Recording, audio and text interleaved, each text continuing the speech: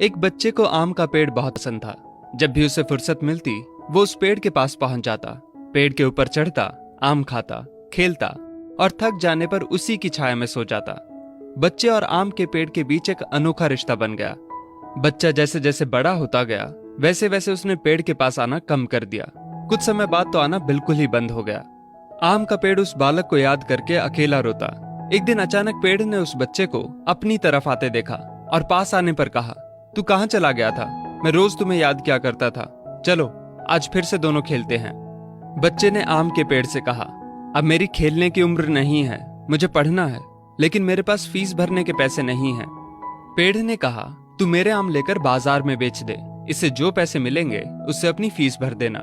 बच्चे ने आम के पेड़ से सारे आम तोड़ लिए और उन सब आमों को लेकर वहां से चला गया। उसके बाद वो फिर कभी दिखाई नहीं दिया।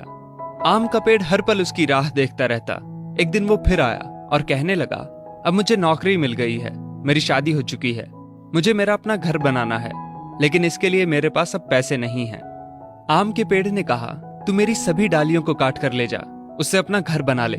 उस जवान लड़के ने पेड़ की सभी डालियां काट ली और लेकर चला गया। आम के पेड़ के पास अब कुछ नहीं था, वो बिल्कुल बंजर हो गया था, कोई उसे देखता भी नहीं था। पेड़ ने भी अब उम्मीद छोड़ दी थी कि वो लड़का उसके पास फिर आएगा। फिर एक दिन अचानक वहां एक बूढ़ा आदमी आया। उसने आम के पेड़ से कहा, शायद आपने मुझे पहचाना नहीं, मैं वही बालक हूं जो बार बार आपके पास आता था और आप हमेशा अपने टुकड़े काट कर मेरी मदद करते थे। आम के पेड़ ने दुख के साथ कहा, पर बेटा मेरे पास अब ऐसा कुछ भी नहीं जो मैं तुम्हें दे सकूं। वृद्ध ने आंखों में आंसू लिए कहा, आज मैं आपसे कुछ लेने नहीं आया हूं, बल्कि मुझे आपके साथ जी भर के खेलना है, आपकी गोद में सिर रखकर सो जाना है। इतना कहकर वो आम के पेड़ से लिपट गया और आम के पेड़ की सूखी हुई डाली फिर से अंकुरित हो उठी।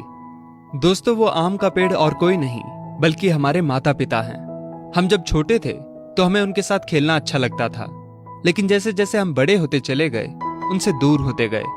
पास भी तब आए जब कोई जरूरत पड़ी या कोई समस्या आन खड़ी हुई। आज कई माँ बाप उस बंजर पेड़ की तरह अपने बच्चों की राह देख रहे हैं, जाकर उनसे लिपटें, उनके गले लग जाएं।